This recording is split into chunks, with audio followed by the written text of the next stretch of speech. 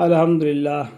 और रमज़ान मुबारक के बारे में बहुत से हदीसें तो आ गए, और शब कदर के बारे में भी, रमज़ान में नमाज पढ़ने के बारे में भी, और रोज़ा रखने के बारे में भी तो बहुत से हदीसें आ गए।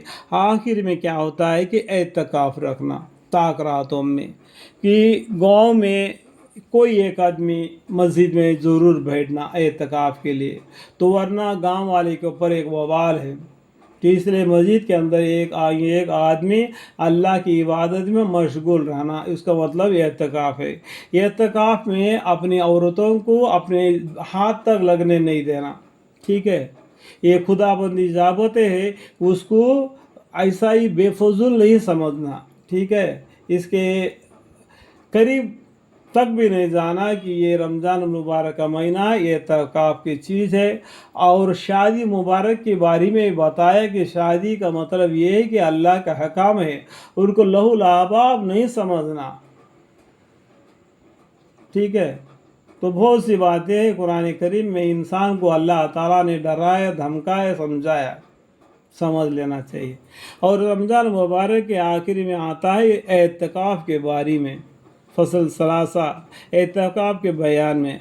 एतकाफ़ कहते हैं कि मस्जिद में एतकाफ़ की नियत करके ठहरने को।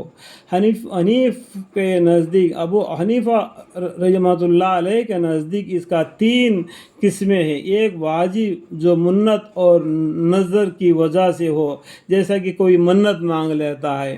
जैसे आजकल क्या देते हैं कि देखो मन्नत मांग लेते हैं, मैं दरिया के पास जाके नहाऊंगा और दरिया के पास खीर पकौड़ा बना के वहाँ पर बच्चों को बाल कटवा के आऊँगा। ये कोई मन्नत नहीं मेरा भाई।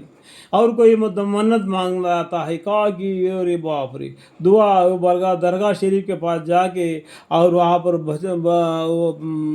बकरा वगैरह जिभा करके कबाब बना के बच्चों को बाल वगैरह कतरा के वहाँ पर जो नियत बांध देता है कि वो भी देखो दीन के अंदर में एक गुने की चीज़ है।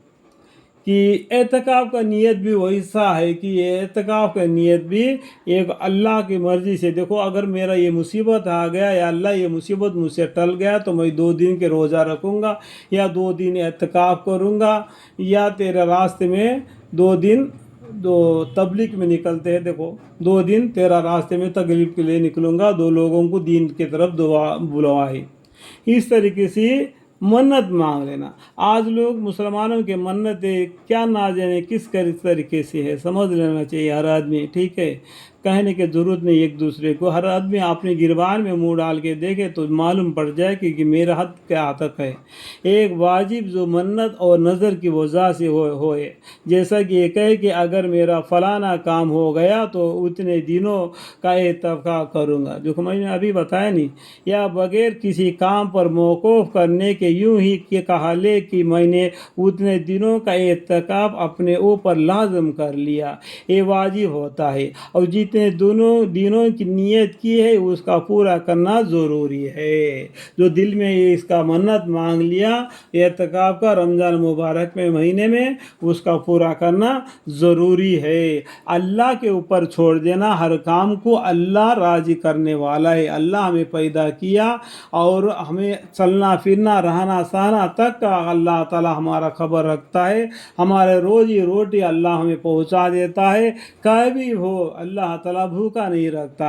जैसा कि एक माँ अपने बच्चे को भूखा रहना पसंद नहीं करती, उस तरीके से अल्लाह ताला अपने बंदों को भूखा नहीं रखना चाहता है। लेकिन रमज़ान मुबारक के महीने में हम भूखे रहते हैं, इसका मतलब ये नहीं कि अल्लाह हमको भूखा रखना चाहता है। लेकिन एक भूख प्यास की वजह से आपको भी मालूम हो जाए कि गरीब आदमी का ज़िंदगी किस तरीके से गुजरती है। ये भूख के बेताबी आपको दिन भर भूखा रहने से मालूम हो जाए कि गरीब आदमी के क्या हाल है। तो इस तरीके से आपको गरीबी का भी दिखला देता है और अल्लाह से दुआ मांगने का भी ज़रिया बना लेता है। और रमज़ान मुबारक के रोज़ा रख के इबादत करने से आपको सवाब भी ज़्यादा देता है। ये अल्लाह के फजल व करम है अपने बंदों पर। जिस तरीके से माशी भी 70 गुना प्यार करने वाला, रहम करने वाला अल्लाह हमें भूखा रखने से उसको क्या मिलेगा। کیا ملے گا ہم بھوکا رہنے سے؟